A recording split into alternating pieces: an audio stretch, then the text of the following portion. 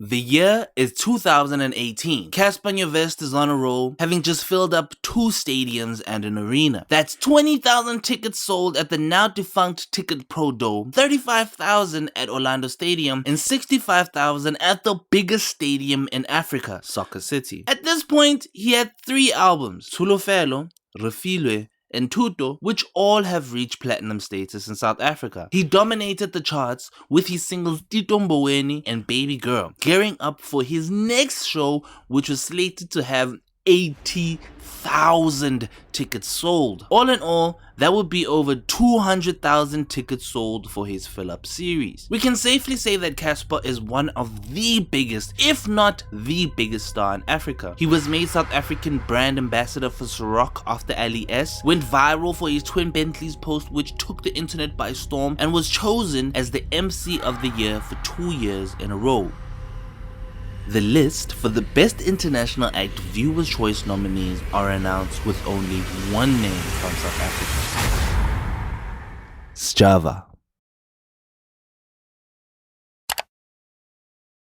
BET is a channel that was intent on being the black version of what MTV was. Initially being broadcasted for 2 hours a day on the USA network, BET eventually became their own channel, similar to Channel O. In 2001, the first annual BET Awards ceremony was held, awarding black entertainment's most deserving stars. Guess who won the Sportswoman of the Year award over Serena and Venus Williams? There exists no one who can truthfully testify that I have ever used performance-enhancing drugs, simply for the reason that I never have.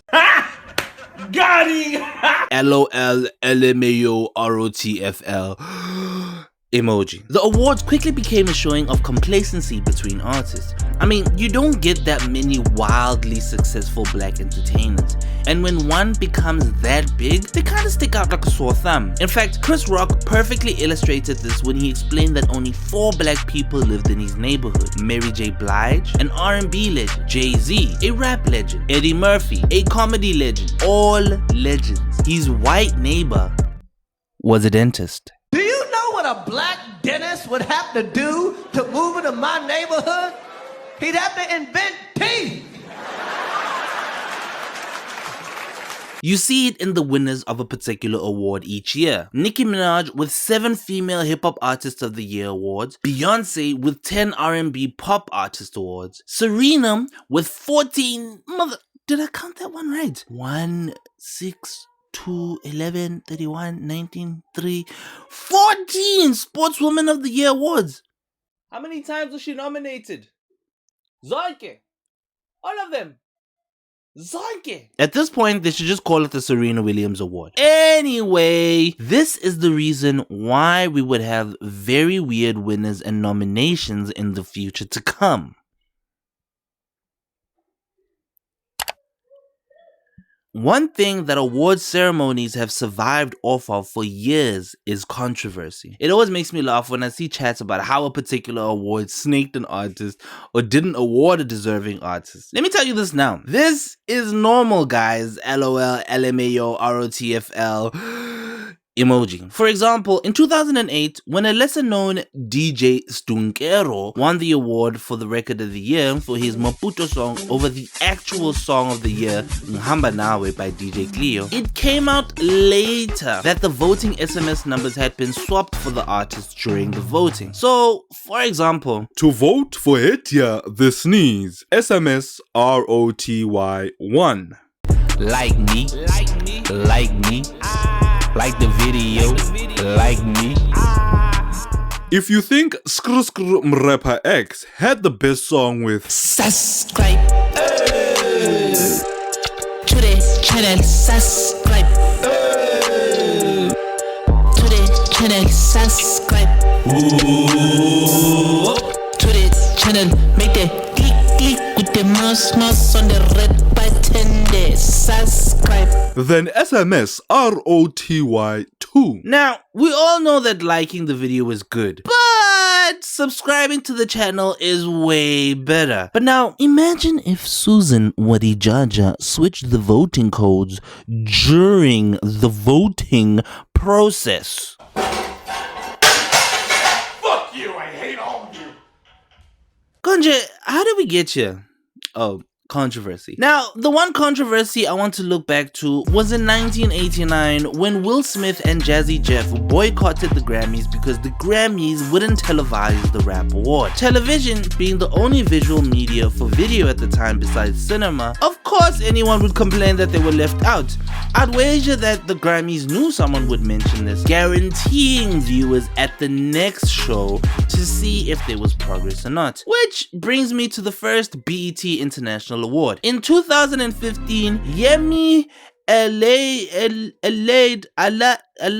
Alade called for the award to be discontinued because the award was not being televised. Literally 1989 issues 26 years later. So Yemi is basically a couple UK and African artists had an issue with the same thing. BET maintains the award is not pre-recorded and is being televised, and made a point of showing Black Coffee's win in 2016.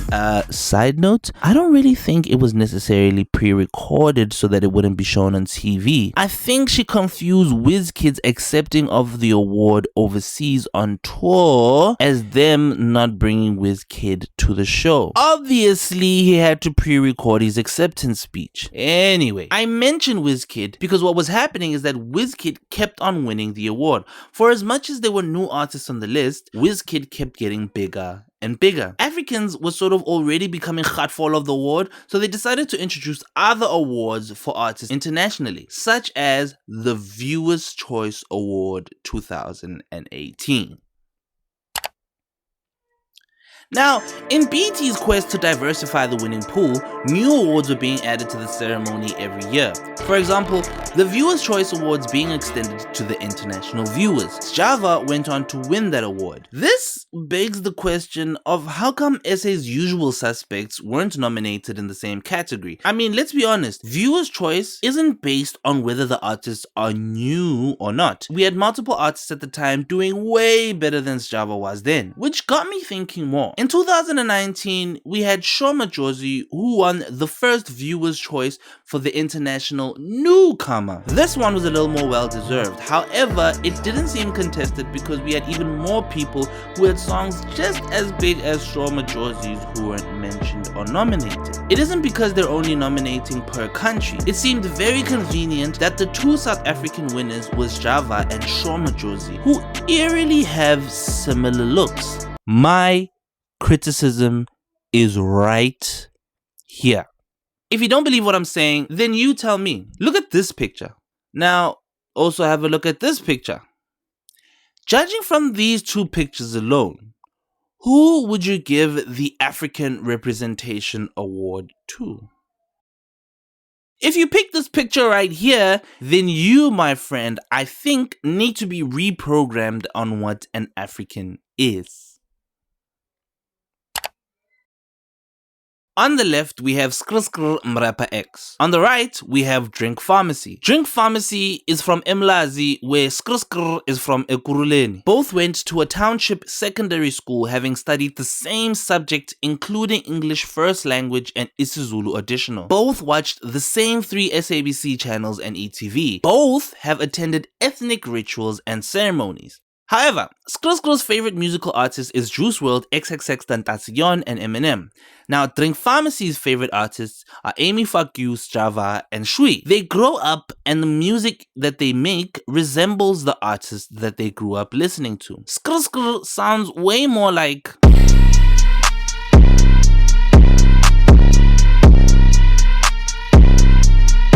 while Drink Pharmacy sounds way more like...